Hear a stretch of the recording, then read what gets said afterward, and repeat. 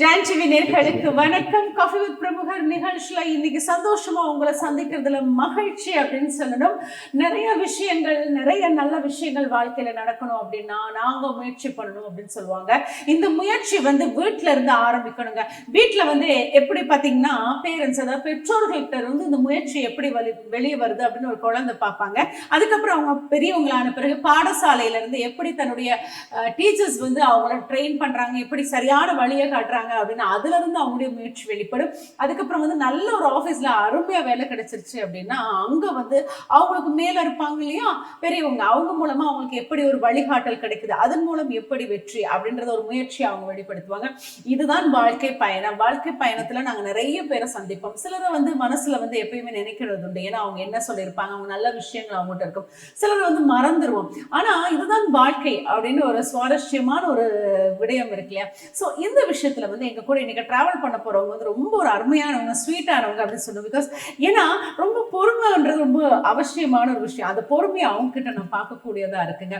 யார் இவங்க அப்படின்னா, இவங்களை பத்தி எப்படி சொல்லணும் அப்படின்னா, இவங்களுடைய அப்பாவை பத்தி ஃபர்ஸ்ட் நான் ஆரம்பிக்கலாம். ஏன்னா இலங்கையை பொறுத்த வரையில் தொலைக்காட்சியாக இருக்கட்டும், வானொலியாக இருக்கட்டும், இந்த கலைத்துறை பயணத்திலே ரகுநாதன் சார் அப்படின்னா எல்லாருக்குமே தெரியும். நம்ம டிஎம்எஸ் மாதிரி அவர் ரொம்ப அழகா அருமையா பாடுவாங்க அப்படின்றது மாத்திரம் இல்ல, இசைத்துறையில் அவருடைய பயணம், மாணவர்களுக்கு கல்வி கற்பிப்பதில் அவருடைய பயணம், இதெல்லாம் பெரிய அளவா நாங்க பார்த்திருக்கோம். ஏற்கனவே நாங்க வந்து ரகுநாதன் சார் இன்டர்வியூ பண்ணிருக்கோம். இப்போ அவங்களுடைய பொண்ணு எப்படிங்க, அதாவது கண்டிப்பா அப்பா கிட்ட இருந்து பொண்ணுக்கு நிறைய விஷயங்கள் தெரிய வருது. ஏன்னா அப்பா வந்து இசைனா கண்டிப்பா நானும் இசைத்துறையில இருப்பேன் அப்படின்ற விஷயத்த கொடுத்திருக்காங்க. சோ ரொம்ப நேரம் வெயிட் பண்ணிட்டு இருக்காங்க நம்ம விதுஸ்ரீ ரகுநாதன். வணக்கம். வணக்கம்.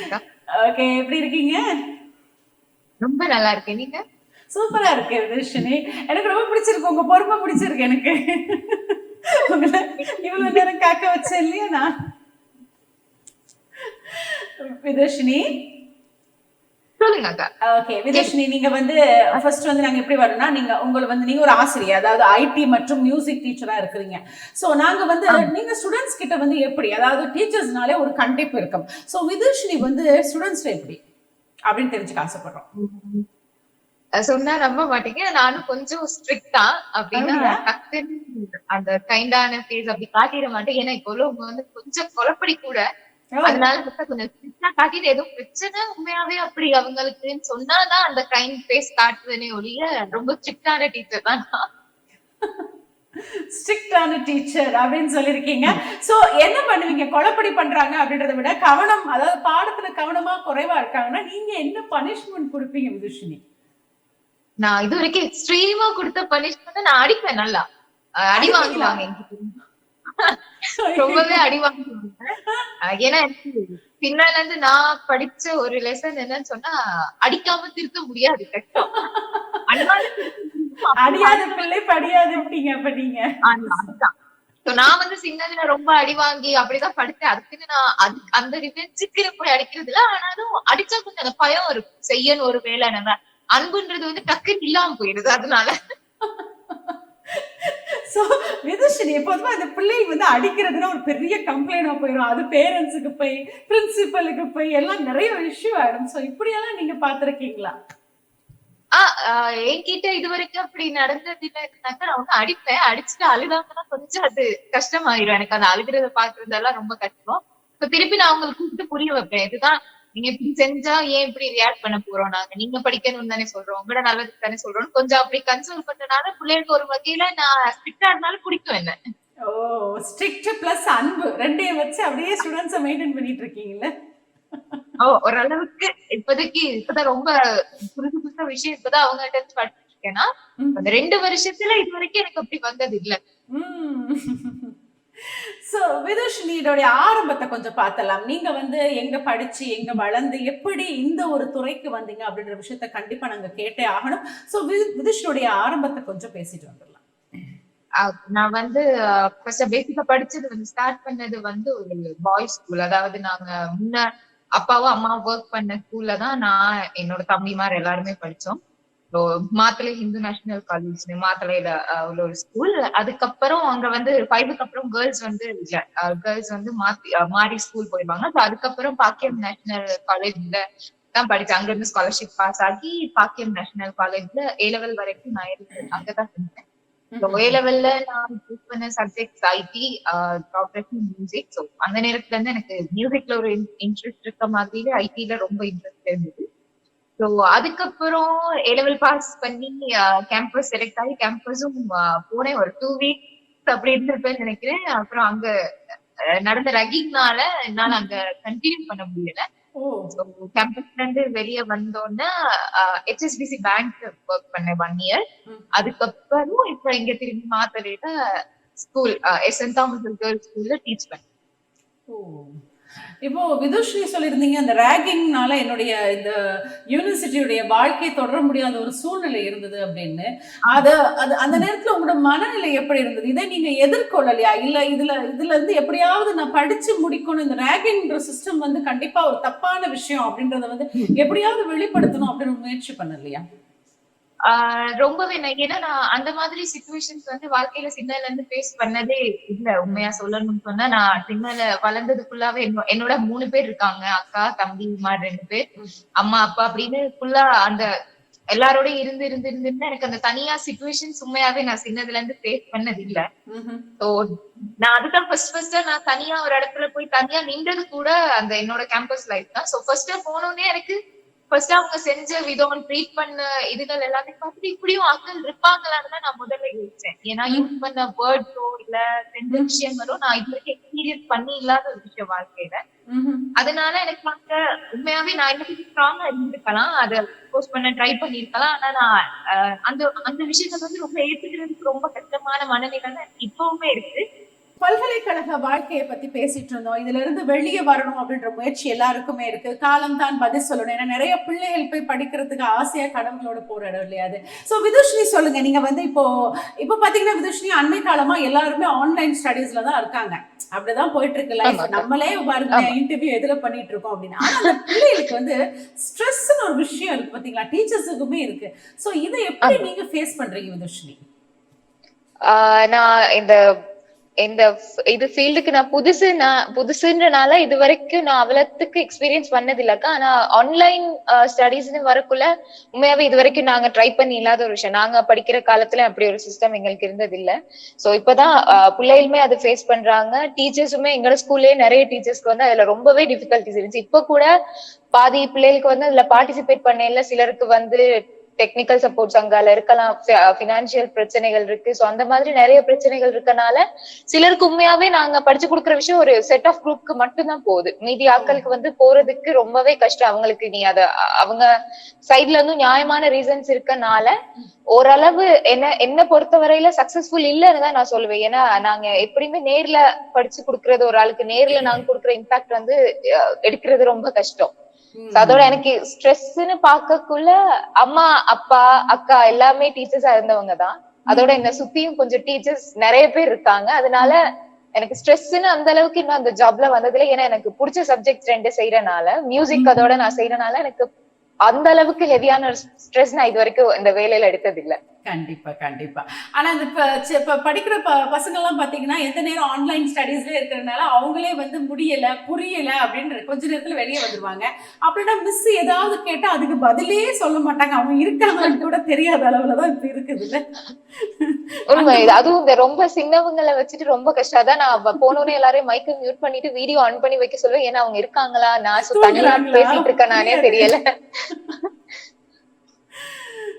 விதுஷ்ணுடைய சொல்லுங்க, மியூசிக் டீச்சர், அதாவது ஒரு சங்கீத ஆசிரியையா இருக்கீங்க. அது இன்னொரு பக்கம். அது வந்து ஒரு என்னன்னா அது ஒரு விஷயம், அது மேஜிக் அப்படின்னு சொல்லலாம். அது வந்து உங்களுடைய குரல் பேசும்பொழுதே ரொம்ப அழகா இருக்கு. ஸோ பாடும்போது அதனுடைய அழகே தனியா இருக்கும். இந்த இசை பயணம் அப்பா கிட்ட இருந்து தானே வந்தது விதுஷ்ணி, அதை கொஞ்சம் பேசலாமே. ஸ்டார்டிங் உண்மையாவே சின்ன வயசுல எனக்கு மியூசிக்ல தான் போகணும், சிங்கர் ஆகணும்ன்ற ஒரு ஆம்பிஷன் சின்ன வயசுல இருந்து இருக்கல. எனக்கு ரொம்ப குட்டி வயசுல இருந்து இருந்தது டாக்டர் ஆகணும்ன்ற ஆசை தான். கொஞ்சம் பெரிய ஆள் ஆகக்குள்ளே எனக்கு புரிஞ்சிருச்சு நான் வந்து அவ்வளவுக்கு ஓகே, நான் அதுக்கு கேப்பபிள் இல்லைன்னு. ஏன்னா எனக்கு கொஞ்சம் ரத்தத்தை பார்த்தா பயம், ஏதாவது காயத்தை பார்த்தா பயம், ரொம்ப அந்த ஓப்பன் புன்ஸ் எல்லாம் பார்த்தாலே ரொம்ப சும்மாவே பயம். அதோட சயின்ஸ் ரொம்ப வீக்னு நான் கிரேட் 6, 7, 8 வரக்குள்ளே எனக்கு புரிஞ்சிருச்சு. அதனால எப்படியுமே டாக்டர் ஆகுறது கஷ்டம், அந்த குட்டி வயசுல அதை விட்டுட்டேன். அதுக்கப்புறம் நார்மலா பாட்டு படிக்கக்குள்ள அக்கா என்னை விட ரொம்ப நல்லா பாடுவாங்க. அக்கா தம்பி அவங்க எல்லாருமே பாடுவாங்க. அதுலயும் அக்கா வந்து கொஞ்சம் நல்லாவே பாடுவா. அப்ப சிக்னல் எங்கேயாவது போனா அக்கா டக்குன்னு பாட வைப்பாங்க. அப்பா வந்து பாடி காட்ட சொல்லுவாங்க. சோ அப்படி இருக்கக்குள்ள சிலர் அந்த தெரியாத கொஞ்சம் ரிலேஷன்ஸ்ல உள்ளவங்க தங்கச்சி பாட மாட்டாங்களா அப்படி இப்படின்னு இதாக்கி கொஞ்சம் அந்த இன்ஃபீரியாரிட்டி காம்ப்ளெக்ஸ்ல தான் நான் சிக்னல் உண்மையாவே பாட ஸ்டார்ட் பண்ணது. அதுக்கப்புறம் கொஞ்சம் கொஞ்சமா படிச்சுதான் இப்ப ஓகே ஒரு மியூசிக் டீச்சரா சர்வைவ் பண்ற அளவுக்கு ஓரளவு படிச்சுட்டு இருக்கேன். இன்னமும் படிச்சுட்டு தான் இருக்கேன் நான் பாட்ட. ஓ, படிச்சுட்டு தான் இருக்கிறீங்க. இப்போ விதுஷ்ணி சொன்னீங்க அக்கா நல்லா பாடுவாங்க. நான் அப்புறம் தான் வந்து இந்த பாடம் அதாவது பாட்டு படிக்கணும் அப்படின்ற ஆசை வந்தது. அப்போ அப்பா கிட்ட எப்படி? இப்போ அப்பா வந்து ரொம்ப நுணுக்கமா இசையை கற்றுக் கொடுக்கிறவர் இல்லையா? சோ எப்படி பாராட்டு பெறதும் கஷ்டம், அதுல நிறைய திட்டு வாங்கியிருப்பீங்க. இது எப்படி இருந்தது? அதுல உண்மையை சொல்ல போனா எனக்கு எங்க பாராட்டு வாங்கினேன்னு சொல்ற அளவுக்கு ஞாபகம் இருக்கும். ஏன்னா அவர் லேஸ்ல அப்படி சொல்ல மாட்டாரு. அதோட ஏதாவது குட்டி பிழை வந்தாலோ இல்ல ஏதாவது ஒரு சுவஸ்தான பிழை எதுவும் படிச்சுட்டேன்னா வாங்குற ஏச்சுக்கு திருப்பி பாடி காட்டவே தைரியம் வராது. அந்த அளவுக்கு ஏச்சு விடுவோம். அதோட சின்னல இருந்து நான் சின்னல இருந்து அந்த முறைப்படி சங்கீதம் அப்பாட்ட படிச்சதுல காரணம் என்னன்னா சின்னல நாங்க விளையாட்டு கூட அப்பாட கழுத்துல ஒரு ஆள் கையில ஒரு ஆள் அப்படி ஏறி படிக்க மாட்டோம். அதனால அம்மா வந்து சின்னதுலயே வேற ஒரு மியூசிக் டீச்சர் மிஸ்ஸஸ் ராமச்சந்திரன் என்னோட மியூசிக் டீச்சர் அவங்கள்ட்ட தான் அனுப்புனாங்க. சோ சின்னல தான் அவங்கள்ட்ட தான் நான் முறைப்படி சங்கீதம் படிச்சது. சோ அப்பாட்ட ரெகுலரா ஏதாவது வார டவுட்ஸோ இல்ல எக்ஸ்ட்ராவா ஏதாவது டவுட்ஸ் எனக்கு வந்தாலும் அதெல்லாம் அப்பாட்ட போய் கிளியர் பண்ணிக்கிடுவேன். ஆனா இப்பவுமே ஏதாவது பிழையா பாடிட்டனோ இல்ல ஏதாவது ஒரு இடத்துல ஒரு நோட் ரீச் பண்ணலாம் அப்படி எதுவும்னா ரொம்பவே ஏச்சு விழும். சோ ஃபர்ஸ்ட் அதாவது விதுஷினி ஃபர்ஸ்ட் வந்து நல்லா பாடுறீங்க. உங்களுக்கும் இந்த பாடலுக்கும் ரொம்ப நெருக்கமான ஒரு ஃப்ரெண்ட் அதாவது ரிலேஷன்ஷிப் இருக்கு அப்படின்ற விஷயம் எந்த பாடல் உங்களுக்கு கொடுத்தது விதுஷினி? எக்ஸாக்டா இந்த பாட்டுன்னு ஞாபகம் இல்லக்கா. ஆனா நான் ஃபர்ஸ்டா உயிரும் நீயே படிச்சு காட்டினேன்னு நினைக்கிறேன். ஒரு நாள் ஏதோ நாங்க இப்படி அம்மாவோட ஃப்ரெண்ட் ஒருத்தவங்க இருக்காங்க. அவங்களோட வீட்டுல வந்து அடிக்கடி கேதரிங்ஸ் நடக்கும். சோ அந்த மாதிரி நேரத்துல இப்படி எல்லாருமே பாடுவோம். நாமளா யார் பாடுறோமோ பாடலையோ எல்லாருமே பாடுவோம். சோ அந்த மாதிரி நேரம் உதயா பாட்டு ஒரு நாள் படிச்சேன். நான் உதயா பாட்டு எனக்கு ரொம்ப பிடிக்கும். சோ அந்த ஸ்டார்டிங்ல அந்த பாட்டு நான் யாரு முழுக்கும் அப்படி பப்ளிக்கா படிச்சது இல்ல. சோ அன்னைக்கு படிச்சதுல தான் ஃபர்ஸ்ட் அப்பா எனக்கு வந்து அந்த சங்கதீஸ் எல்லாம் நல்லா இருக்கு அப்படின்னு வந்து பாராட்டின பாட்டு அதுதான். சோ அதுக்கப்புறம் எனக்கே உண்மையாவே சங்கதீஸ் மேல ஒரு இன்ட்ரெஸ்ட் இருந்துச்சு. ரொம்ப கஷ்டமான சங்கதி ஏதாவது இருந்தா ட்ரை பண்ண ஆசையா இருக்கும் அந்த மாதிரி. அதுக்கப்புறம் தான் கொஞ்சம் டிஃபிகல்ட்டான பாட்டு எடுத்து பழகணும்ன்ற ஒரு ஆசை வந்துச்சு. சோ உதயோதயத்தை ஸ்டார்டிங் அந்த அப்ரிசியேஷன் அப்பாட்ட வாங்கினது அந்த பாட்டு தான். இப்போ இந்த பாட்டை வந்து நேர்களும் கேட்கணும்னு ஆசைப்படுவாங்க. ஏன்னா விதுஷினி பாராட்டு பெற்ற ஒரு பாடல் இல்லையா? எங்களுக்காக கொஞ்சம் ட்ரை பண்ணலாம் இப்போ. கண்டிப்பா.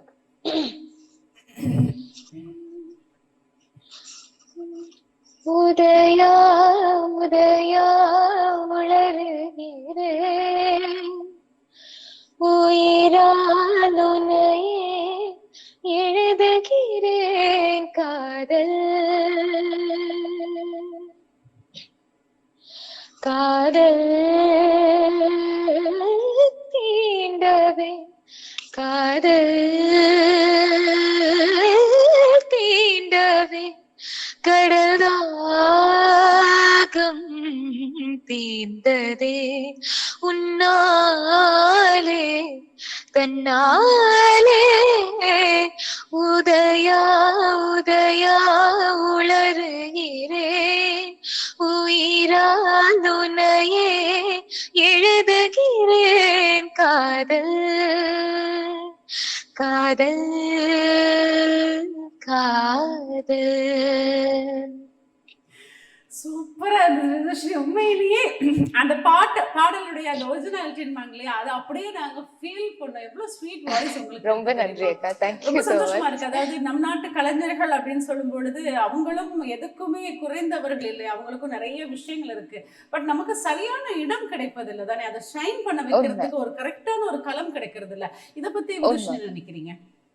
உண்மையாக்கா நானுமே சிலர் நான் உண்மையாவே நேரா ஒவ்வொரு நாள் லைஃப்ல நான் பாத்திருக்கேன். இப்ப கூட நான் போற காம்படிஷன்ல கூட சிலர் இப்ப உள்ள இருக்கோம், சிலர் இதுக்கு முன்னாடி எலிமினேட் ஆகி போயிருக்காங்க. நான் பார்த்தவங்கல நிறைய பேர் ரொம்பவே அவுட்ஸ்டாண்டிங்கான டேலண்டோட இருக்காங்க. நான் உண்மையாவே நான் அப்படி ஃபேஸ் டு ஃபேஸ் பார்த்தது இல்ல. சோ ஃபர்ஸ்ட் நான் விட்னஸ் பண்ணதும் அங்கதான். என்ன சிலருக்கு வந்து அங்க போற அளவுக்கான பொருளாதார நிலைமை இல்ல, அதோட சிலருக்கு லக்ன்ற விஷயம் பெரிய ஒரு ரோல் பிளே பண்ணுது லைஃப்ல. சோ உண்மையாவே நிறைய டேலண்டடான சிங்கர்ஸ் ஸ்ரீலங்கால இருக்காங்கன்றது எனக்கு தெரிய வந்தது இந்த நான் இப்ப போற காம்படிஷன்ல பாத்துட்டேன். உண்மையாவே நான் அதுக்கு முன்னுக்கு இத்தனை பேர் இருக்காங்களான்னு நான் உண்மையாவே ஒவ்வொரு நாளும் யோசிப்பேன். இவ்வளவு பேர் இருந்திருக்காங்களா, நம்ம நம்ம நம்ம நாங்க நம்மளை பத்தி மட்டும் தானே யோசிச்சுட்டு இருந்தோம் அப்படின்னு கூட யோசிச்சிருக்கேன் நான். கண்டிப்பா கண்டிப்பா திறமைகள் இருக்கிறது, சரியான இடம் கிடைத்தால் அந்த வாய்ப்பு கிடைக்கும் பொழுது அதை பயன்படுத்திக்கிறவங்க நிறைய பேர் இருக்கிறாங்க. இப்போ விதுஸ்ரீ கிட்ட நிறைய விஷயங்கள் நான் பேசிட்டு இருக்கோம். வந்து இந்த இசை அப்படின்னால எல்லாருக்கும் ஒரு சந்தோஷம் இருக்கும். இந்த இசையில எந்த ஒரு பாடல் கொடுத்தாலும் ரொம்ப விரும்பி எல்லாருமே கேட்பாங்க. இசைக்கு மொழி இல்லை அப்படின்பாங்க, அது வந்து மனசுக்கு பிடிச்ச ஒரு மொழி அப்படின்னு கூட சொல்லலாம். இப்போ விதுஸ்ரீ சொல்லுங்க, அப்பா வந்து பொதுவா வந்து ஃபேமஸ் என்ன அப்படின்னா பழைய பாடல் பாடுறதுல, அதுவும் டிஎம்எஸ் அவருடைய குரல்ல பாடுறதுன்னா அப்படி அவங்க ரொம்ப அருமையா பாடுவாங்க. வீட்டுல வந்து உங்களுக்கும் சொல்லியிருப்பாங்க பழைய பாடல பிராக்டிஸ் பண்ணுங்க அப்படின்னு, இப்படி சந்தர்ப்பங்கள் கிடைத்ததுண்டா விதுஸ்ரீ? ரொம்பவே இருக்காக்கா. நான் இப்ப கூட நீங்க இந்த இன்டர்வியூ நான் பண்ண முதல்ல ஒரு 10 நிமிஷத்துக்கு மேல கூட நான் எச்சு வாங்கினேன். ஏன்னா அப்பா சொல்றது எல்லாமே பழைய பாட்டுகள் தான். ஏன்னா அதுல உண்மையாவே இப்ப நாங்க உள்ள பாட்டுகள்லயும் நிறைய விஷயங்கள் இருக்க மாதிரி பழைய பாட்டுகள்ல வந்து ரொம்பவே நுணுக்கமான விஷயங்கள் வந்து அப்பா சொல்லி இருக்கிறது வந்து பழைய பாட்டுல தான். சோ அப்பா வந்து எப்பவுமே ஏதாவது ஒரு பழைய பாட்டு சொல்லி பிராக்டிஸ் பண்ண சொல்லுவாரு. நான் இது வரைக்கும் ஒண்ணு கூட உருப்படியா பிராக்டிஸ் பண்ணி பாடி காட்டினது இல்ல. அதுதான் உண்மையான விஷயம். நான் ஏதாவது ஒண்ணு படிப்பேன், அது வந்து உண்மையாவே அந்த ஒரிஜினாலிட்டி கொண்டு வர்றதுக்கு எனக்கு இன்னைக்குமே கஷ்டமா இருக்கிறதுக்கு ரீசன் நான் பழைய பாட்டு கூட பிராக்டிஸ் பண்றது இல்லன்றத உண்மையா சொல்லணும்னா, சில பாட்டுகள் பாடி அப்பா சொல்லுவாரு. இங்க வந்து அந்த சுசிலா அம்மா குடுக்குற அந்த ஒரு உயிரோ இல்ல அந்த ஒரு சங்கதி, அதுக்கு எல்லாத்துக்குமே அப்பா சொல்லி கொடுப்பாரு. இங்க இப்படித்தான் செய்யணும், அப்படி செய்யணும். அப்படி கொஞ்சம் பாட்டுகள் வந்து நான் பழைய பாட்டுகள் பாடுறதுக்கு கம்ஃபர்டபுளான பாட்டு மட்டும்தான் அப்பா கிட்ட பாடுவேன். மத்தபடி அப்பா சொல்ற பாட்டை பிராக்டிஸ் பண்ணாம இது வரைக்கும் அட்டம் பண்ணதே இல்லைன்னா. பழைய பாடல்ல வந்து இந்த ஓபன் வாய்ஸ்ன்னு சொல்லுவாங்க இல்லையா, குரல் வந்து முழுமையா வெளிப்படும் பழைய பாடல்ல. வரிகள் உச்சரிப்புகள்லாம் ரொம்ப அருமையா இருந்தா அந்த பாடல் எடுப்படும் அப்படின்னு சொல்லுவாங்க. அப்பா வந்து பேஸ் நல்லா இருக்கு இந்த பாட்டு பழைய பாடல்ல அப்படின்னு ஒரு பாடல் விதுஷினி கண்டிப்பா சொல்லியிருப்பாங்க. அந்த பாடல் இந்த நேரத்துல நீங்க நேர்களுக்காக கண்டிப்பா தரணும். கண்டிப்பா.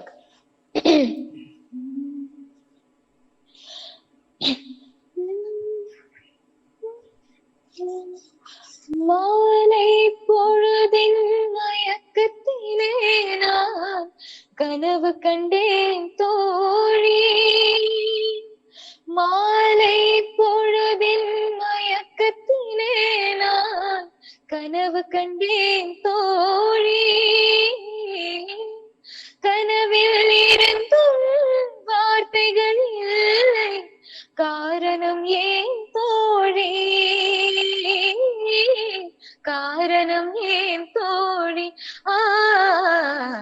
மாலை பொழுதின் மயக்கத்திலே நான் கனவு கண்டேன் தோழி. இன்பம் சில நாள் துன்பம் சில நாள் என்றவர் யார் தோழி.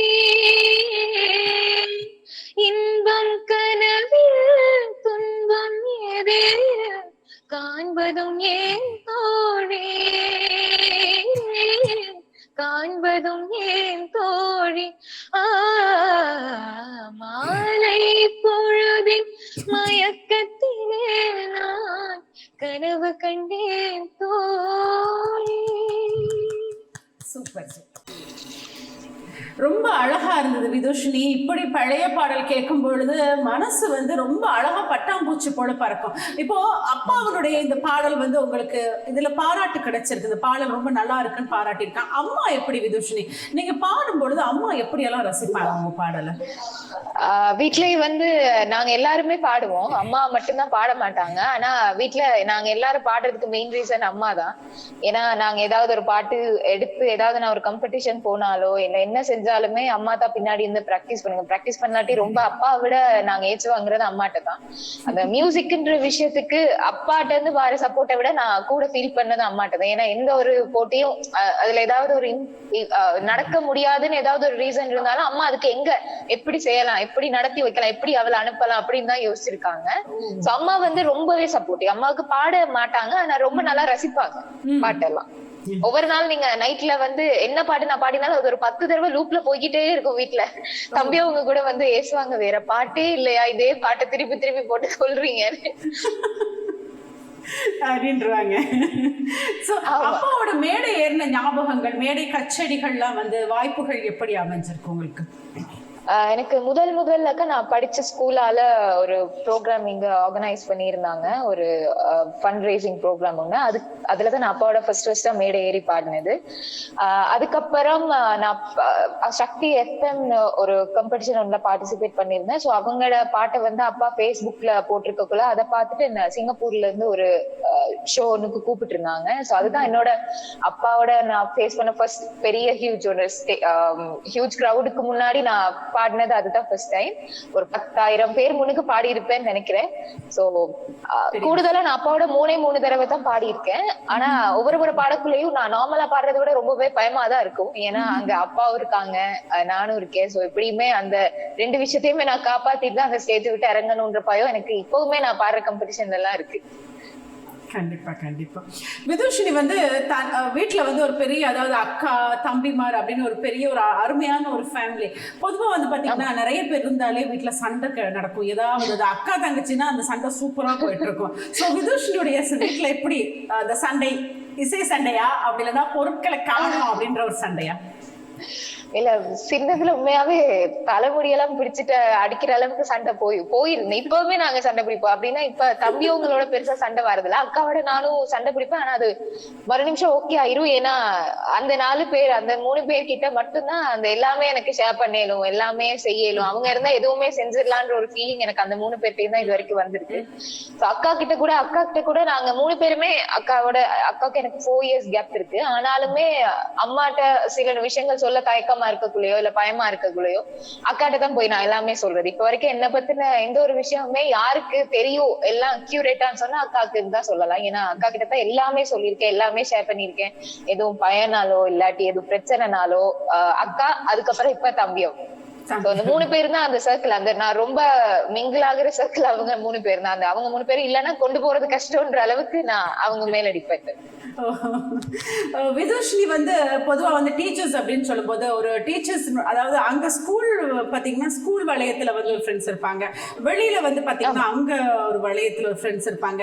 சோ நீங்க வந்து இசைத்துறையிலும் இருக்கிறீங்க, பாடசாலை மட்டத்திலும் இருக்கும் பொழுது உங்களுடைய ஃப்ரெண்ட்ஸ் எப்படி விதுஷினி நல்லா பாடுறீங்க, இன்னும் நிறைய திறமைகள் வெளிப்படுத்தலாம் அப்படின்னு தட்டி கொடுத்ததுண்டா? சிலவங்க அப்படி கிடையாது, இல்ல இது நல்லா இல்ல, இது கொஞ்சம் வேண்டாமே அப்படின்னு சொல்லி உங்களை வந்து கீழே இறக்கிடுவாங்க. இப்படியான சந்தர்ப்பங்கள் எப்படி அமைஞ்சிருக்கு?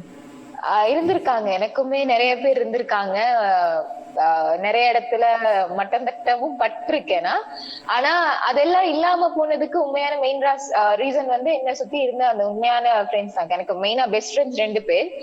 அவங்க 2 பேருமே ரொம்பவே சப்போர்ட்டிவ் தான். ஏதாவது செஞ்சா அதை ப்ரொமோட் பண்றதுல இருந்து எல்லாத்துலயுமே அவங்க 2 பேர் தான். எதுவும் இப்ப நான் சுதர்சுரம் அக்கா சொன்ன மாதிரி, தம்பி அவங்க அக்கா சொன்ன மாதிரி அவங்களுமே ரொம்ப அந்த க்ளோஸான ஒரு சர்க்கிள். அந்த 2 பேர்ட்டையுமே நான் என்ன வேணாலும் சொல்லலாம், என்ன வேணாலும் ஷேர் பண்ணலான்ற ஒரு விஷயம். அது தவிர எனக்கு இருந்த ஃப்ரெண்ட்ஸ்ல அம்மாட ஃப்ரெண்ட் ஒருத்தவங்க இருக்காங்க. அவங்களோட பிள்ளைகளோட தான் நாங்க இது வரைக்கும் கூட பழகின என்னோட ஃப்ரெண்ட் சர்க்கிள்னா, ரொம்ப க்ளோஸான ஃப்ரெண்ட் சர்க்கிள்னா அவங்க தான். ஸோ அவங்க வந்து ரொம்பவே சப்போர்ட்டிவ். நான் ஏதாவது ஒரு வேலை செஞ்சா அதுக்கு ஹெல்ப் பண்றதுல இருந்து எல்லாமே. இப்ப கூட என்கிட்ட என்னோட பழகின ஹாய் ஹலோ ஃப்ரெண்ட்ஸ் கூட நான் பாடின பாட்டுக்கு சப்போர்ட் பண்ணவங்களை தான் நான் எப்பவுமே கொஞ்சம் டச்ல வச்சிருப்பேன். நான் கொஞ்சம் அந்த என்ன டிமோட்டிவேட் பண்ற மாதிரியோ இல்ல கொஞ்சம் நெகட்டிவ் தாட்ஸ் கொண்டு வர்ற மாதிரி பேசுறவங்களோட எனக்கு உண்மையாவே பேச பயம். நான் பேச மாட்டேன்றதுல பேச பயம். ஏன்னா சொல்லுவாங்கல்ல, யாரோட நம்ம சேர்றோமோ அந்த விஷயம் தான் நமக்கு வரும்னு. அதனால நான்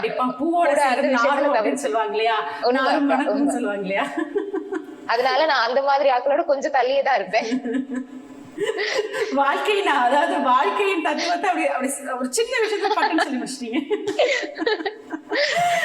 அதாவது விதுஷினி எப்பயுமே வந்து, அதாவது நீங்க பேசும்போது நான் பார்த்த ஒரு விஷயம் என்னன்னா, அழகா கேப்சர் பண்ணி படப்படப்படன்னு பேசுறீங்க. சோ இது நிறைய பேருக்கு பிடிக்கும். சிலவங்க வந்து சொல்லுவாங்க, சிலவங்க பேசுறதுனாலயே நிறைய பேர் உட்கார்ந்து கேட்பாங்க. விதுஷினிக்கு அப்படி ஏதாவது கிரவுட் செய்தது உண்டா? எனக்கு சொன்னா நம்ப மாட்டீங்க. நான் வீட்டுல ஏதாவது ஒரு கதையை 10 தடவைக்கு மேல சொல்லுவேன். அம்மா சொல்லுவாங்க, ஒரே கதையை எத்தனை தடவை சொல்லிட்டு கேட்பாங்க. அது எனக்கு அந்த ஏதாவது ஒரு நாள்லக்கா ஏதாவது ஒண்ணு நடந்துச்சுன்னு சொன்னா அந்த நாள் வந்து ஃபுல்லா எனக்கு வீட்டுல சொல்லணும். இப்படி இப்படி நடந்துச்சு, இப்படி இப்படி ஏதாவது ஒரு சண்டையோ இல்ல எது சொல்லணும் சொல்லக்கூடாதுன்னு கூட யோசிக்க மாட்டேன். எல்லாமே யாருக்காவது போய் சொல்லிடணும். எனக்கு அந்த உள்ளுக்கு வச்சிட்டு இருக்கேன் அது. சோ அந்த ஒரு பிரச்சனை இருக்கனால நான் ஒரு கதையை ஒரு 10 தடவைக்கு மேல ரிப்பீட் பண்ணுவேன். சோ வீட்டுல அந்த மாதிரி, வெளியில வந்து கொஞ்சம் நான் பேசுறது விருப்பம் தான். நல்லா பேசுறீங்களே அப்படின்னு தான் கேட்பாங்க. அதோட நான் அவ்வளவு சுருக்கா பேச மாட்டேன். எனக்கு பேச கொஞ்சம் டைம் ஆகும். பக்கானா கொஞ்சம் டக்குன்னு போய் பேசிடுவா. எனக்கு வந்து கொஞ்சம் டைம் ஆகும் ஆக்களோட மிங்கிள் ஆகுறதுக்கு. அதாவது மத்தவங்க எப்படி அப்படின்னா அவங்கள ஃபர்ஸ்ட் ரீட் பண்ணிட்டு நீங்க பேசுறதுக்கு கொஞ்சம் டைம் ஆகும். கரெக்ட். உண்மை உண்மை. சோ விதுஷினி வந்து பாத்தீங்கன்னா பொதுவா வந்து இந்த தமிழ் பாடல்கள் பாடிட்டு இருக்கும் பொழுது சிலவங்க வந்து அடுத்த மொழிகளை ட்ரை பண்றது. ஆனா விதுஷினி வந்து ஹிந்தி அப்படின்ற ஒரு அழகான மொழியில வந்து அருமையா பாடல் பாடிட்டு இருக்கீங்க. இந்த ட்ரைனிங் எப்படி உங்களுக்கு வந்து, இல்லாட்டி உங்களுக்கு படிக்கணும் அப்படின்னு ஒரு ஆசை வந்ததுனால இந்த பிராக்டிஸ் வந்ததா? ஹிந்தி வந்து எனக்கு ஏன் பிடிக்கும்னா, ஸ்டார்டிங் பேசிக் எங்க இருந்து வந்துச்சுனாக்க எனக்கு ஹிந்தி டிராமாஸ் பிடிக்கும். கொஞ்சம் ஆமா, நான் ரொம்பவே பாப்பேன். எனக்கு அப்படின்னா அந்த ஏதாவது ஒரு டிராமா பிடிச்சிருச்சு ஏதாவது ஒண்ணுன்னா அது வந்து நான் கண்டினியூஸா பாப்பேன். இந்த எபிசோட் ஸ்கிப் பண்ணாம எங்க இருந்தாவது தேடி தேடி சரி பாத்துருவேன். சோ ஃபர்ஸ்ட் நான் ஹிந்தில ஃபர்ஸ்டா பார்த்த டிராமால இருந்து இப்ப வரைக்கும் ஒரு 2000 எபிசோட் சரி பாத்திருப்பேன். அங்க இருந்து ஒவ்வொரு வார்த்தைக்கும் மீனிங் தேடி தேடி நானே ஹிந்தி படிச்சேன். உண்மையா ஹிந்தி வந்து இப்ப எனக்கு ஹிந்தி வந்து தமிழ் படம் பாக்குற மாதிரி புரியும். நார்மலா நான் ஏதாவது பேசினா நான் சொல்ல மறந்துட்டேன். முதல்ல நான் ஏலெவலுக்கு அப்புறம் ஒரு இந்தியன் ஸ்காலர்ஷிப் கூட அப்ளை பண்ணிருந்தேன். அங்க வந்து ஹிந்தி பேசினா டக்குன்னு செலக்ட் ஆயிருவேன்னு சொன்னாங்க. சோ அங்க போய் நான் பேசி செலக்டும் ஆனேன். கிடைக்க ஆமா ஹிந்தி அந்த நேரம் ஹிந்தி எனக்கு ஓகே கம்ஃபர்டபுளா பேசுற அளவுக்கு இருந்துச்சு. இப்ப வந்து ரொம்ப ஃப்ளூவெண்டா தமிழ் மாதிரியே எனக்கு புரியும் ஹிந்தி. ஓரளவு கிராமர் மிஸ்டேக் இல்லாம பேசுவேன். அதோட எனக்கு ஹிந்தி சிங்கர்ஸ் ரொம்ப பிடிக்கும். அரிஜித் சிங் சார், ஸ்ரேயா கோஷல் மேமோ, ஹரிஹரன் சார், இவங்க இந்த மாதிரி பேசிக் ஹிந்தில இருந்து வந்த சிங்கர்ஸ் எல்லாம் எனக்கு ரொம்பவே பிடிக்கும். சோ அந்த லாங்குவேஜோட எனக்கு வந்த லவ்வோ அந்த பாட்டுகளோட எனக்கு வந்து அடிக்ஷனோ தெரியல. ரொம்பவே ஹிந்தினா எனக்கு ரொம்ப பிடிக்கும், பிடிச்ச ஒரு லாங்குவேஜ். இப்ப எங்களுக்கு எல்லாம் தெரிஞ்சா ஏக் தோ தீன் தெரியும், போத் அச்சா ஹே அப்படின்னு இவ்வளவுதான் தெரியும், ரொம்ப எல்லாம் தெரியாது. ஆனா விதுஷினி எனக்கு நான் ஒரு விஷயம் கேட்கிறேன், இது நீங்க எனக்கு ஹிந்தில சொல்லுங்க. ரொம்ப அழகா பாடுறீங்க, அழகா பேசுறீங்க அப்படின்னா அது ஹிந்தில எப்படி சொல்லுவீங்க? आप बहुत अच्छे से गाना गा रही हो, आप बहुत सुंदर से बात कर रही हो, आपसे मिलकर बहुत खुशी है. आप बोलने அக்யூரேட்டா தெரியாது, சும்மா சொல்லி தரேன். யார்ட்டையும் சொல்லி போய் எக்ஸ்பெரிமெண்ட் பண்ணிக்க கூடாது. அவ்வளவு பெர்ஃபெக்ட்டா எனக்கு தெரியாது. இந்த மௌன ராகத்துல ரேவதி இந்தியா தமிழ படிச்ச மாதிரி தான் இல்லையா? அந்த மாதிரி தான் இருக்கும் அக்கா. இப்ப நான் சொல்லி தந்து நீங்க அதை போய் எங்கேயாவது இம்ப்ளிமெண்ட் பண்ணீங்கன்னா அந்த ரெசிபியே நடக்க மாட்டேன். சோ இப்போ வந்து நேர்கள் இன்னொரு ஆசையா கேட்பாங்க, தமிழ் பாடலை கேட்ட எங்களுக்கு ஒரு ஹிந்தி பாடல் கேட்க முடியுமா அப்படின்னு. நீங்க வந்து பழைய பாடல் ஹிந்தில பாடுவீங்க, இல்லாட்டி இப்ப லேட்டஸ்டா வந்திருக்க பாடல் பாடுவீங்களா? ஃபர்ஸ்ட் நான் படிச்ச பாட்டுக்கா பொன்மினி தல்வாமல் தமிழ்ல உள்ள ஹிந்தி லக்ஸாகல் என்ற பாட்டு தான் நான் ஃபர்ஸ்ட் ட்ரை பண்ண ஹிந்தி பாட்டு. அதுக்கப்புறம் தான் நான் இப்போ உள்ள பாட்டும் நான் கேட்பேன் கூட. இப்ப நான் தேடி பழைய ஹிந்தி பாட்டுகள் கேட்டுட்டு இருக்கேன். ஏன்னா அப்பா சொன்ன அதே விஷயம் தான், தமிழ் பழைய பாட்டுகள்ல எவ்வளவு விஷயம் இருக்கோ அதே மாதிரி ஹிந்தி பழைய பாட்டுகள் ரொம்பவே கஷ்டமான விஷயங்கள் இருக்கு. சோ அதுகளை படிக்கணும்ன்ற ஒரு ஆசையில பழைய பாட்டுகள் தான் நான் இப்ப கொஞ்சம் கேட்டுட்டு இருக்கேன். மற்றபடி புது பாட்டுகளுமே நான் ஹிந்தி சாங் எது வந்தாலுமே இப்ப கேட்டுறது தான். சோ இப்போ நான் உங்ககிட்ட இருந்து ஒரு ஹிந்தி பாடல் எதிர்பார்க்க போறேன். பார்க்கலாம் என்ன பாடலா இருக்கும் அது. கண்டிப்பா.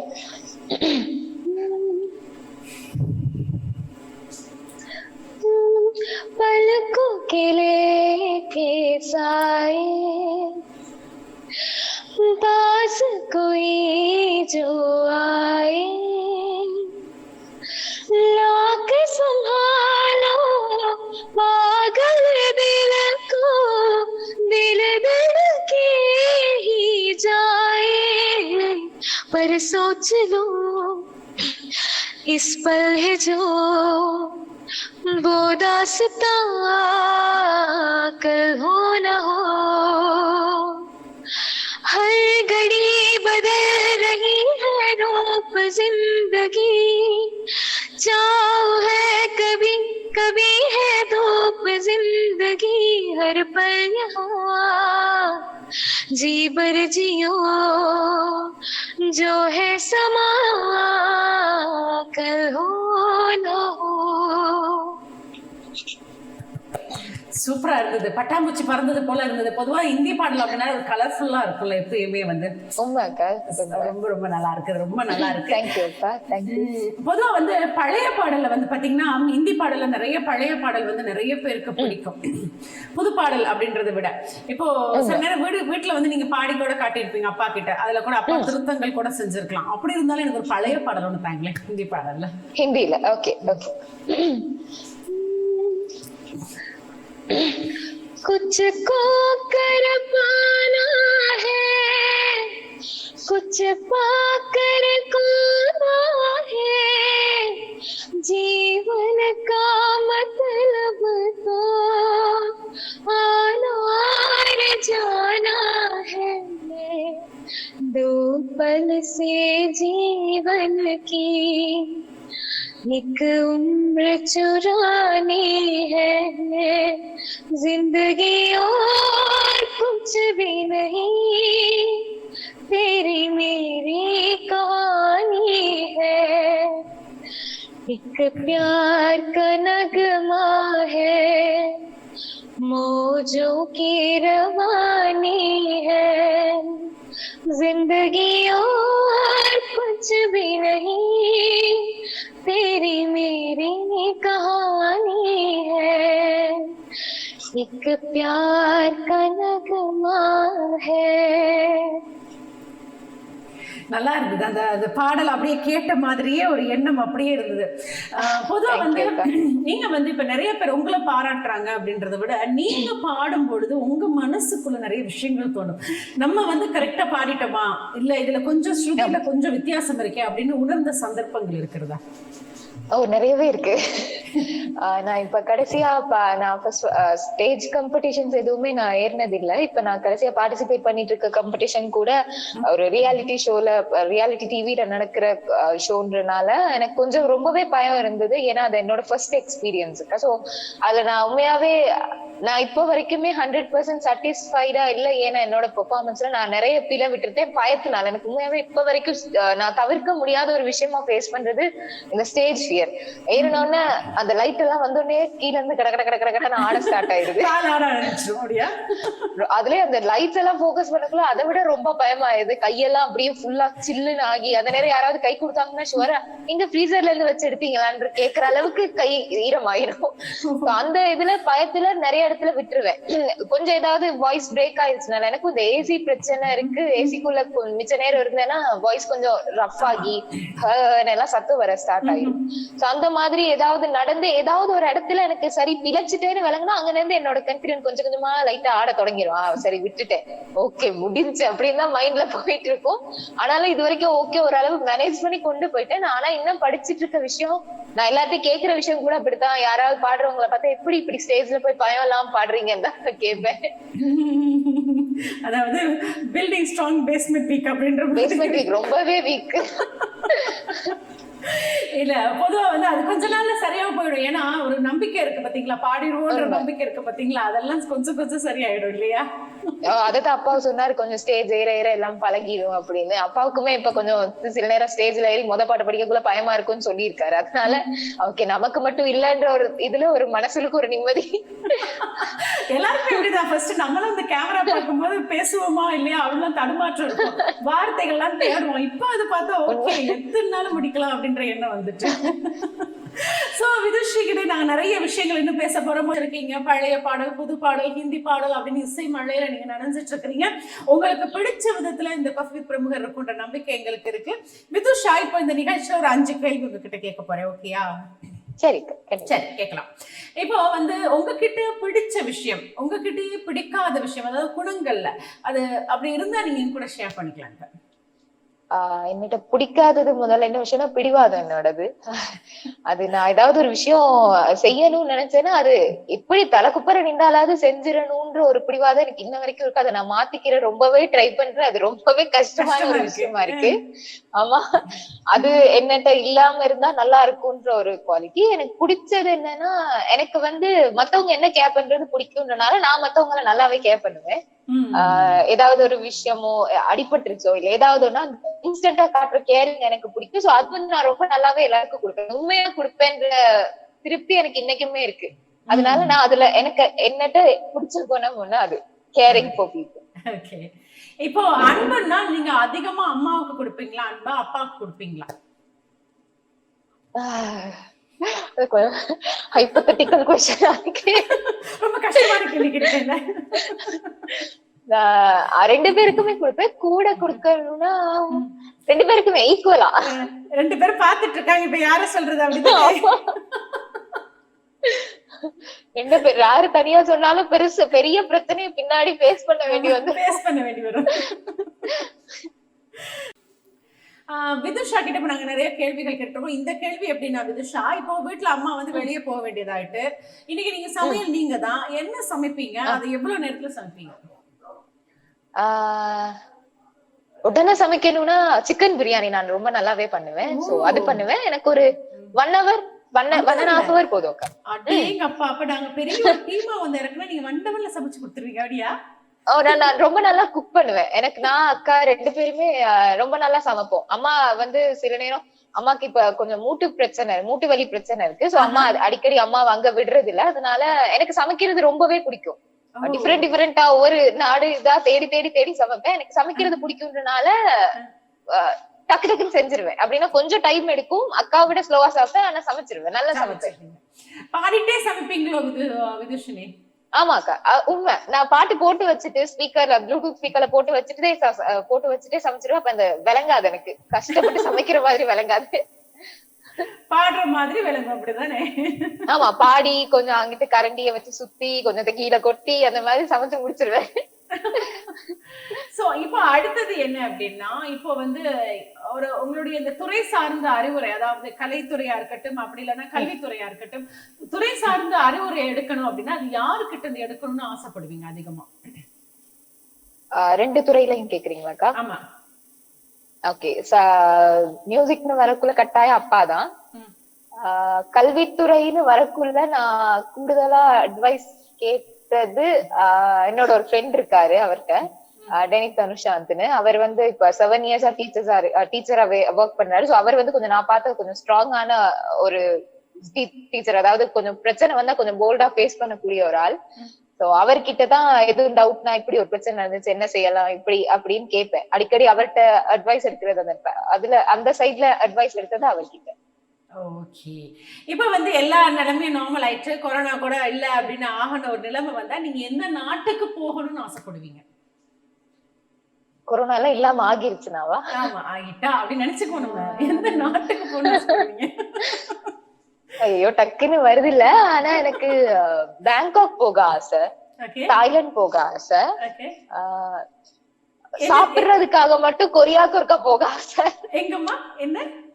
கொரியாக்கு போக ஆசைக்கா. எனக்கு சைனீஸ் ஃபுட், கொரியன் ஃபுட்னா ரொம்ப பிடிக்கும். அதனால அங்க போக ஆசை, சாப்பிடுறதுக்கு மட்டும். ஆமா, சாப்பிடுறதுக்கு மட்டும் போயிட்டு எல்லா சாப்பாடையும் ஒரு நாள் சாப்பிட்டு பாத்துட்டு வரணும்னு ஆசை. அப்ப நீங்க வரும்போது டபுள் ட்ரிபிளா ஊதிதான் வர போறீங்க, அது கன்ஃபார்ம். நான் அக்கா கட்டார் ஒர்க் பண்ணிட்டு இருக்கக்குள்ளே நான் அங்க இருந்து என்னென்ன சாப்பாடு இருக்கோ அது எல்லாத்தையும் வாங்கி வாங்கி கேட்டு எடுப்பேன். ஆனா ஒரு பெனிஃபிட் என்னன்னா, நான் இவ்வளவு சாப்பிட்டாலும் குண்டாக மாட்டேன். அக்காவுமே அது கேட்பா, எப்படி இப்படி இவ்வளவு சாப்பிட்டு குண்டாக மாட்டேன், நான் கொஞ்சம் சாப்பிட்டா இவ்வளவு குண்டாயிடுறேன்னு. அந்த பெனிஃபிட்னால நான் எல்லாத்தையும் சாப்பிடுவேன், திரும்பி திரும்பி அதே சைஸ்ல தான் இருப்பேன். அது ஒரு பிளஸ் பாயிண்ட் உங்களுக்கு இல்ல? Plus point. அதனால எல்லாமே ட்ரை பண்ணிட வேண்டியதுதான். சாக முதல்ல எல்லாத்தையும் சாப்பிட்டு பாக்குறேன். சோ விதுஷா, நீங்க சொல்லுங்க, வாழ்க்கையில வந்து நிறைய பேர் நீங்க சந்திச்சிருப்பீங்க, உங்க மனசுக்கு வந்து கஷ்டமான விடயத்தை பகிர்ந்துக்கிட்டவங்க, அதாவது நீங்க எதிர்பார்த்தவங்க அன்பு கொடுத்திருப்பாங்கன்னு நினைச்சிருப்பீங்க, பட் அவங்க வந்து இல்ல அவங்களுக்கு கவலையை கொடுத்தாங்க அப்படின்னு நினைச்சிருப்பீங்க. அந்த சந்தர்ப்பங்கள் என்ன? சில நேரம் பேர் சொல்ல விரும்பலாட்டி பரவாயில்ல, பட் சந்தர்ப்பங்கள் என்ன அப்படின்னு நீங்க ஷேர் பண்ணிக்கலாம். உண்மையா சொல்லணும்னா எனக்கு இது வரைக்கும் அவ்வளவு பெரிய ஹார்ட் பிரேக் யாரும் கொடுத்தது இல்ல. ஏன்னா நான் ரொம்ப இல்லாம போயிட்டா உடஞ்சிருவாங்கன்னு ஃபீல் பண்றவங்க எல்லாம் கடவுள் அருளால இன்னைக்குமே என்னோட தான் கூட இருக்காங்க. அதனால இனிமேலும் அப்படி சிச்சுவேஷன் ஃபேஸ் பண்ண கூடாதுன்னு நினைச்சிட்டு இருக்கேன் மனசுல. எல்லாரும் அதுக்கா வேண்டிட்டு இருக்கேன், கட்டாயம் நடக்கும். அந்த மாதிரி ஒரு ஹார்ட் பிரேக் நான் இது வரைக்கும் உண்மையாவே ஃபேஸ் பண்ணது இல்ல. எனக்கு என்ன, நான் ரொம்ப விரும்புறவங்க, நான் என்ன விட்டு போக கூடாதுன்னு நினைக்கிறவங்க யாருமே இது வரைக்கும் என்ன விட்டு போனது இல்ல. Okay, super super. இப்போ கடைசி ஒரு கேள்வி. விதுஷினிய பத்தி ஒரு புக் எழுத போறாங்க அப்படின்னா என்ன டைட்டில் வச்சு எழுதலாம்? ஐயோ, நான் அதெல்லாம் யோசிக்கல அப்படின்னு சொல்ல வரீங்களா? உண்மையாவே இது ரொம்பவே யோசிச்சு சொல்லணும் மாதிரி. என்ன புரியாத புதிர்னு வச்சிடலாம். புரியாத புதிர் அப்படின்னு சொல்லிடலாம். எவ்வளவு அழகா எஸ்கேப் ஆயிட்டீங்க. புரியாத புதிர். உண்மையாவே எனக்கே இன்னும் நான் யாருன்னே விளங்குது தெரியல. அது கொஞ்சம் அப்படின்னு கண்டுபிடிக்கிறதுக்கு. ஆமா, அது ஒரு கண்டிஷனுக்கு போயிட்டு யாரும் புடிச்சிட்டு போற அளவுக்கு வராம இருந்தா சந்தோஷம். So sweet. ஓகே, இப்போ நம்ம கேள்வியை முடிச்சிட்டோம். இப்போ நாங்க ஒரு கேம் ஷோ இருக்கு, பாட்டு கேம் ஷோ. போலாமா? ஓகே, போலாம். ஓகே, இப்போ விதுஷினி 5 கேள்விக்கு ஆன்சர் பண்ணிட்டீங்க. இப்போ நாங்க இன்னொரு கேம் ஷோ அப்படின்னு சொல்லும்போது பாடலுடைய நடுப்பந்தி உங்களுக்கு என்னன்னு சொல்லுவோம். நீங்க கண்டுபிடிச்சு ஃபர்ஸ்ட் லைன் பாடணும். ஓகேயா? ஓகே. உங்களுக்கு பிடிச்ச பாட்டை தான் நான் கொண்டு வந்திருக்கேன். பார்க்கலாம். ஓகே. ஓகே. ஓடும் நீரில் ஓர் அலை நான், உள்ளே உள்ள ஈரம் நீதான், வரம் கிடைத்தும் நான் தவறிவிட்டேன். ஞாபகம் வருதா?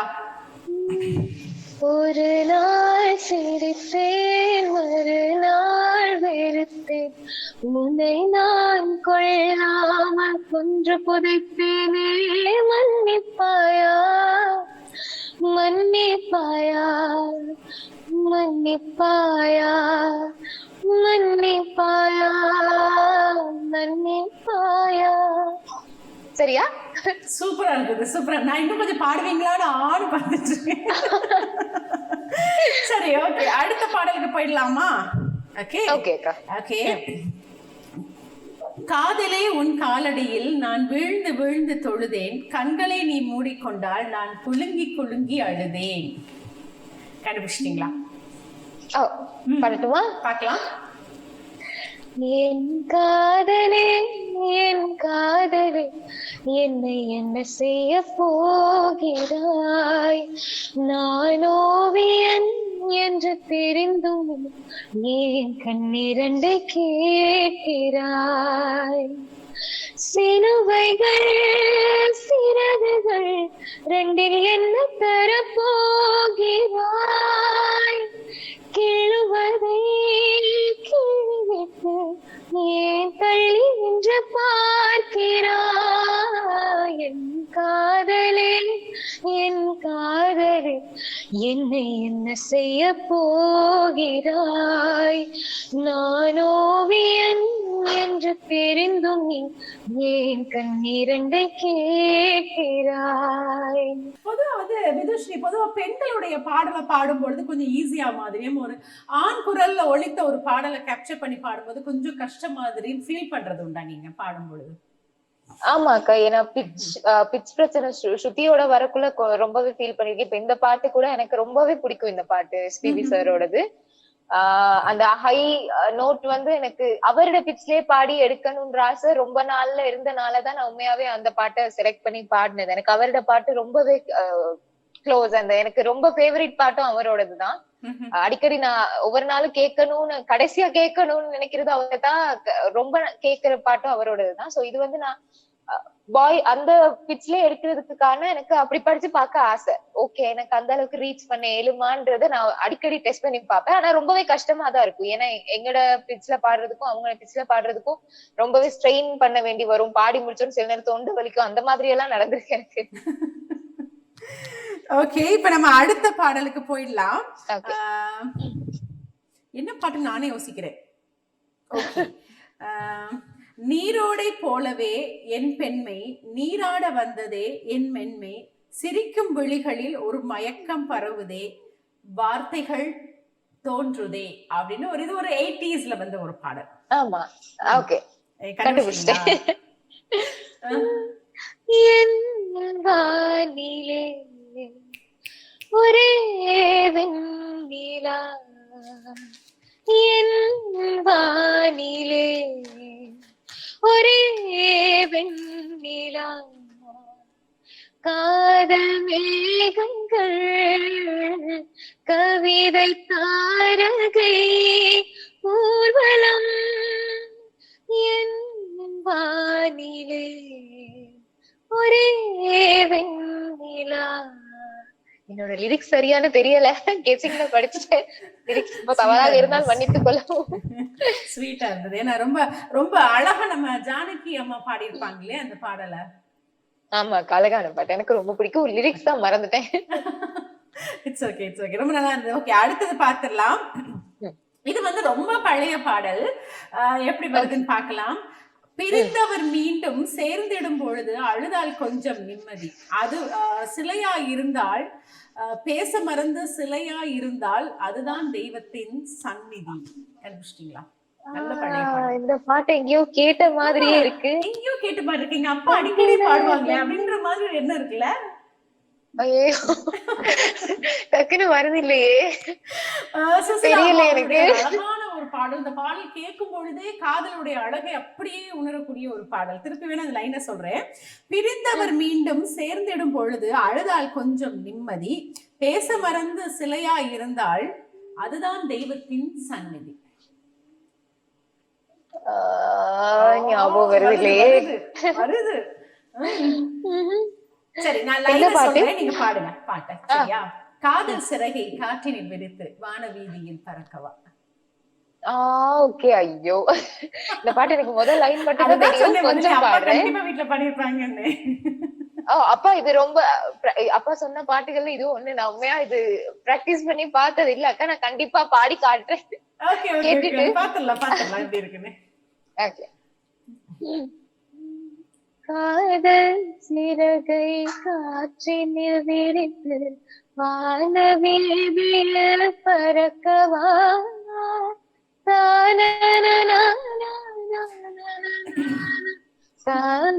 ஐயோ, தெரியல எனக்கு. லிரிக்ஸ் வர மாட்டேங்குது. லிரிக்ஸும் ஞாபகம் இல்ல, மன்னிச்சிருங்க. அந்த பாட்டு எனக்கு உண்மையா தெரியல. ஓகே, இல்ல நான் யோசிச்சேன் பழைய பாட்டோட கொடுத்து பாப்போமா சரியா கணக்கா ட்ரை பண்ணலாம். உங்களுக்கு அந்த வாய்ஸ் இருக்கு, அந்த பாடலுக்குரிய அந்த மென்மை தன்மை இருக்கிறது இல்லையா? அப்ப கொஞ்சம் நீங்க பழைய பாடலும் ட்ரை பண்ணலாம். கண்டிப்பா அக்கா, கண்டிப்பா. சோ இந்த இவ்வளவு நேரம் சந்தோஷமா டிராவல் பண்ணிட்டு இருக்கேன். இந்த டிராவல்ல நீங்க சொல்லுங்க, இப்போ ஆசை, அதாவது மியூசிக் சம்பந்தமான ஒரு டீச்சரா இருக்கிறதுனால இசை வந்து பாத்தீங்கன்னா வெறுமனே வந்து ஸ்டூடெண்ட்ஸ் வந்து ஸ்வரங்கள் மாத்திரம் படிச்சுட்டு அது வந்து அவங்க ஓ லெவல்ல எக்ஸாம் எழுதிட்டு அதுக்கப்புறம் அவங்க மியூசிக்கை கண்டினியூ பண்றது கிடையாது. அவங்க வேறொரு ஜாப்ல போயிடுவாங்க. ஆனா இசைத்துறையில பயணம் செய்யணும் அப்படின்னு நினைக்கிற நிறைய பேர் இருக்கிறாங்க. அவங்களுக்கு நீங்க எப்படிப்பட்ட ஒரு அறிவுரையை கொடுக்கலாம் அப்படின்னு நினைக்கிறீங்க?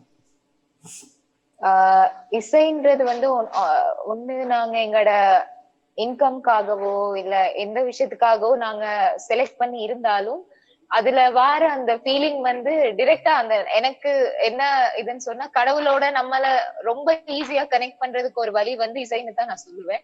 சோ பாட தெரிஞ்சவங்களோ பாட தெரியாதவங்களோ எந்த ஒரு சிச்சுவேஷன்ல உள்ளவங்களோ ஏதாவது ஒரு உருக்கமான மியூசிக்கோ இல்ல ஏதாவது ஒரு விஷயம் கேட்டா அந்த இடத்துல அவங்கள வந்து பிரேக் பண்ண முடியுதுன்னா அந்த அளவு சக்தி மியூசிக் இருக்கு. சோ நார்மலா ஒரு தொழிலாகவோ இல்ல ஏதாவது எந்த ஒரு விஷயமாகவும் மியூசிக்கை செலக்ட் பண்றவங்க வந்து அது உண்மையா உணர்ந்து செஞ்சாங்கன்னு சொன்னா கண்டிப்பா அதுல ஒரு இடத்துக்கு எப்படியுமே போவாங்க. ஏன்னா அந்த பவர் இசைக்கு இருக்கு, அந்த சக்தி இசைக்கு இருக்கு. சோ யாரு எந்த இடத்துல உங்களுக்கு மியூசிக் தான் மெயின்னு நீங்க நினைச்சிட்டு இருக்கீங்களோ கண்டிப்பா அந்த நம்பிக்கையை விட்டுறாதீங்க.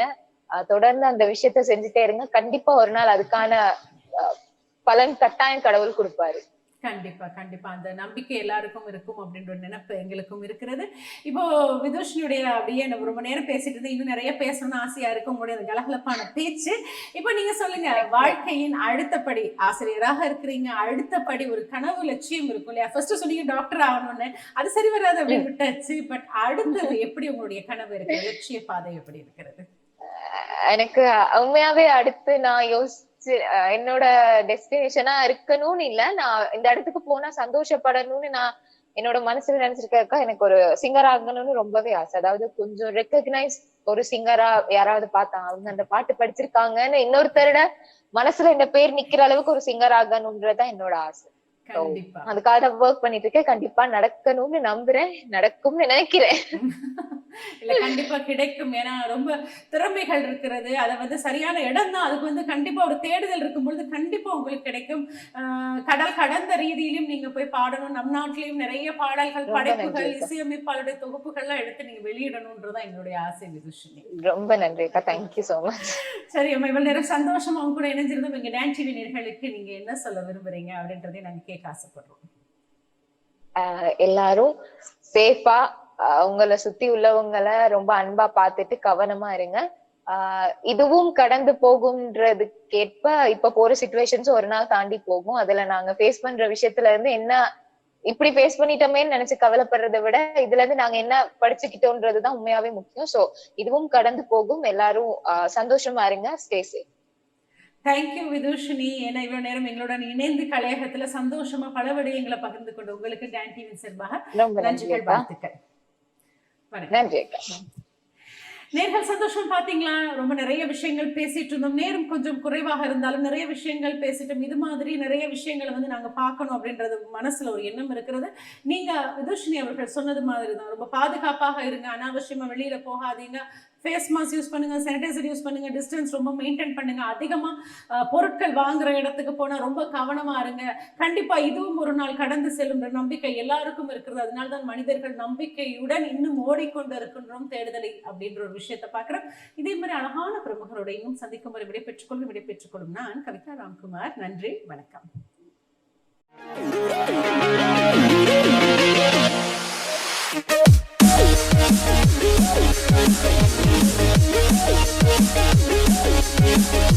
back.